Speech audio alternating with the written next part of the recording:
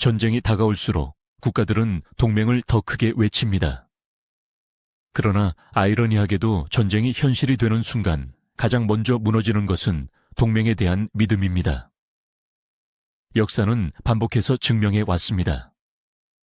전쟁 앞에서 동맹은 언제나 조건부였고 최후의 순간에는 각자의 생존이 우선이었습니다. 이 사실을 가장 먼저 받아들인 나라가 바로 폴란드입니다. 폴란드는 러시아와 국경을 맞댄 국가도 아니고 전통적인 군사 강국도 아닙니다. 하지만 폴란드는 누구보다 빨리 깨달았습니다. 전쟁은 약속으로 막을 수 없고 결국 손에 든 무기로만 대비할 수 있다는 사실을 말입니다. 그래서 폴란드는 선택을 망설이지 않았습니다. 다른 유럽 국가들이 나토의 대응과 미국의 지원을 계산하고 있을 때 폴란드는 전차와 자주포, 그리고 이를 운용할 수 있는 실질적인 물량 확보에 모든 것을 걸었습니다. 그 결과가 바로 수십조 원 규모의 한국 무기 도입입니다. 여기서 중요한 점은 무엇을 샀는가가 아닙니다. 얼마나 많은 수량을 얼마나 빠르게 확보했는가가 핵심입니다. K2 전차, K9 자주포, K239 다연장 로켓까지 폴란드는 단순히 최신 무기를 산 것이 아니라 전쟁이 시작되면 바로 투입할 수 있는 물량 자체를 선점했습니다. 2022년 8월, 폴란드는 한국과 역사적인 계약을 체결했습니다. K2 전차 1000대, K9 자주포 672문, 천무 다연장 로켓 288문, 그리고 FA-HB 경전투기 48대까지. 총 규모만 약 20조 원에 달하는 유럽 방산 역사상 최대 규모의 단일 계약이었습니다. 하지만 더 놀라운 것은 계약 이후였습니다. 2022년 12월 계약 체결 불과 4개월 만에 첫 물량이 폴란드 그디니아 항구에 도착했습니다. K2 전차 10대와 K9 자주포 23문이었습니다.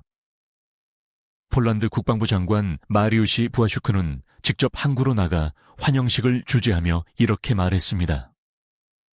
이것이 바로 우리가 한국을 선택한 이유다. 약속이 아닌 실물로 답하는 파트너를 만났다. 이후 납품 속도는 더욱 가속화됐습니다. 2023년 3월에는 K2 전차 5대와 K9 자주포 12문이 추가로 도착했는데 당초 6월 납기보다 3개월이나 앞당겨진 것이었습니다. 2024년 내내 매달 평균 20대 이상의 K2 전차가 폴란드로 향했고 2025년 11월 마침내 1차 계약분 180대 전량이 인도 완료됐습니다. 계약 체결 후 3년 만의 일이었습니다. 이 속도가 얼마나 놀라운지는 비교 대상을 보면 명확해집니다. 노르웨이는 2019년 독일에서 러파드2 전차를 주문했습니다.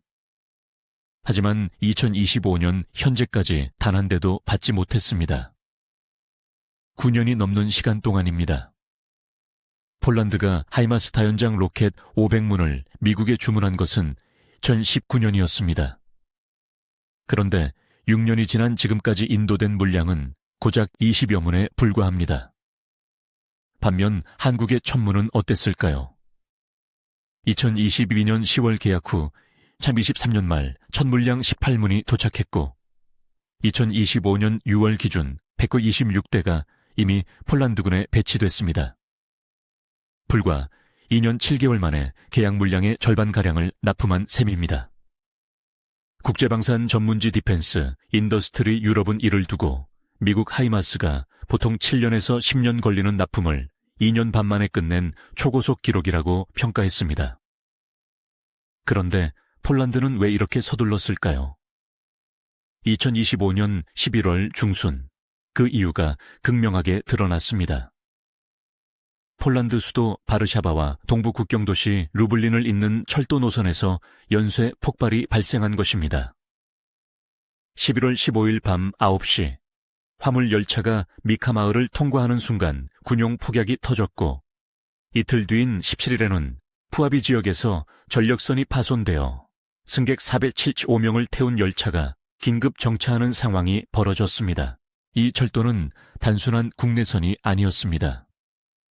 서방이 우크라이나에 지원하는 무기와 구호품을 실어 나르는 핵심 물류 동맥이었습니다.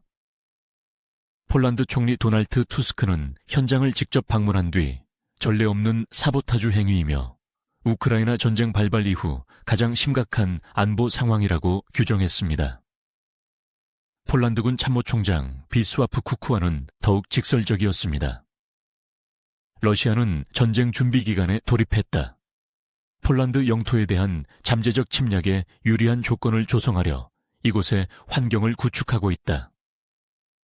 수사 결과 용의자는 러시아 정보기관과 연계된 우크라이나 국적자 2명으로 밝혀졌고 이들은 범행 직후 벨라루스로 도주한 상태였습니다. 이것이 바로 폴란드가 물량 확보에 사활을 건 이유입니다. 전쟁은 이미 시작됐고 다음 단계로 넘어가는 것은 시간 문제라는 판단이었습니다. 실제로 폴란드는 철도 폭발 사건 직후 야간에 K2 전차 수십 대를 긴급 이동시켜 최전방 지역에 배치했습니다. 러시아의 감시를 피하기 위한 은밀한 작전이었습니다. 현재 K2 전차 180대는 폴란드 제26 기계화 사단에 집중 배치되어 있습니다. 이 부대는 벨라루스 브레스트와 인접한 동부전선을 담당하는 나토 최전방 부대입니다. 구형 PT-91 전차를 대체한 K2는 최고 시속 70km의 기동력으로 러시아의 느린 T-11B 체계를 무력화시킬 수 있는 압도적 우위를 확보했습니다. 폴란드 방산 전문가는 이렇게 분석했습니다. 러시아 전술의 핵심은 우리가 빠르고 우리가 돌파한다였다. 그런데 K2 등장으로 이제는 나토가 빠르고 나토가 돌파한다로 완전히 뒤집혔다. 천무다연장 로켓, 폴란드명 호마르 K 배치는 더욱 전략적입니다. 2024년 9월 폴란드는 처음으로 호마르 K 운용부대를 공개했습니다. 장소는 우크라이나 국경에서 불과 50km 떨어진 노바덴바의 제18 포병 여단이었습니다. 이곳에서 폴란드군은 호마르 K의 실사격 훈련을 공개했는데 사거리 80km 유도탄 CGR-80을 원격 제어로 발사하는 장면이 처음으로 공개됐습니다. 폴란드 육군 베를라 올브리아트 소령은 호마르 K는 단시간에 대량 사격이 가능하고 긴 사거리와 높은 명중률을 자랑한다.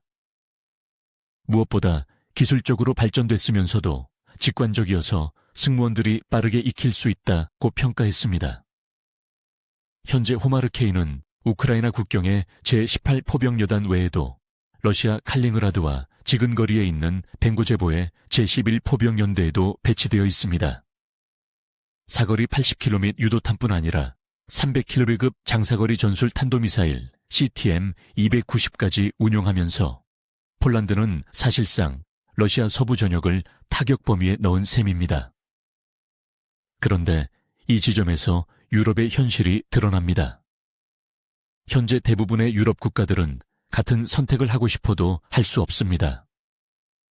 생산 능력이 없고 납기가 없으며 무엇보다 지금 주문해도 받을 수 있는 시간이 존재하지 않습니다.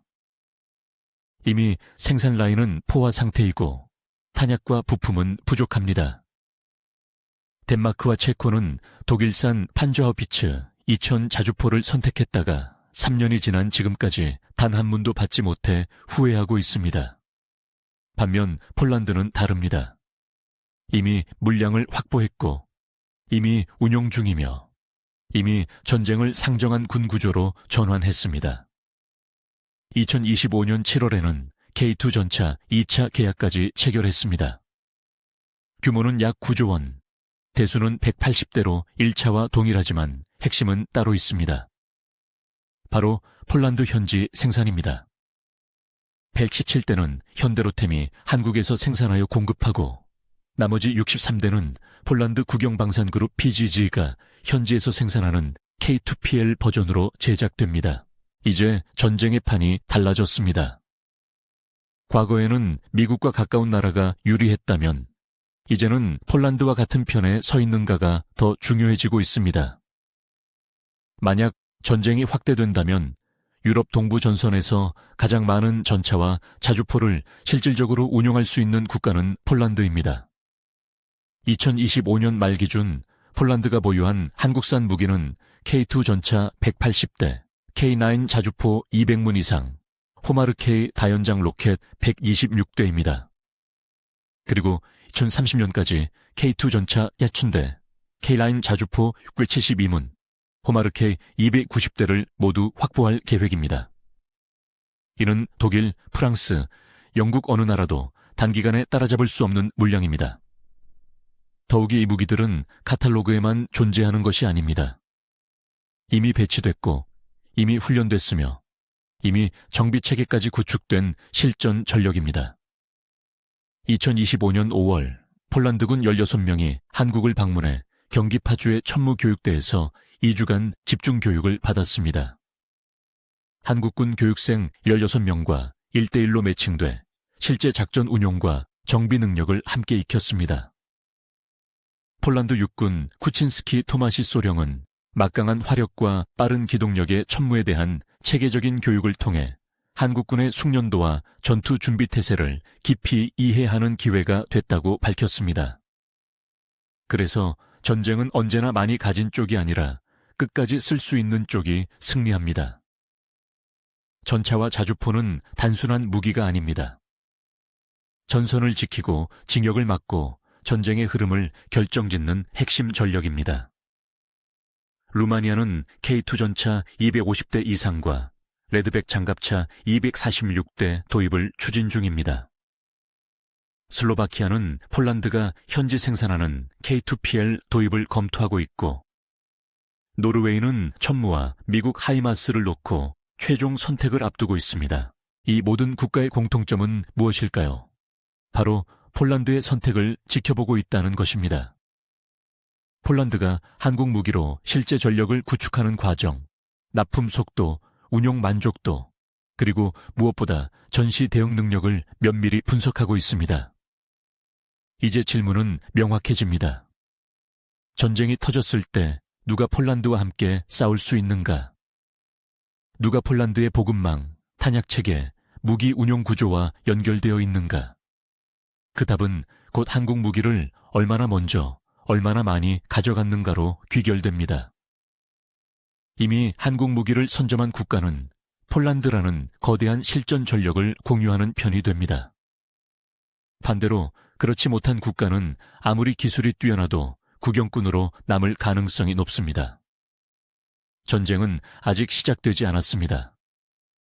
하지만 전쟁이 시작됐을 때 누가 유리할지는 이미 결정되고 있습니다.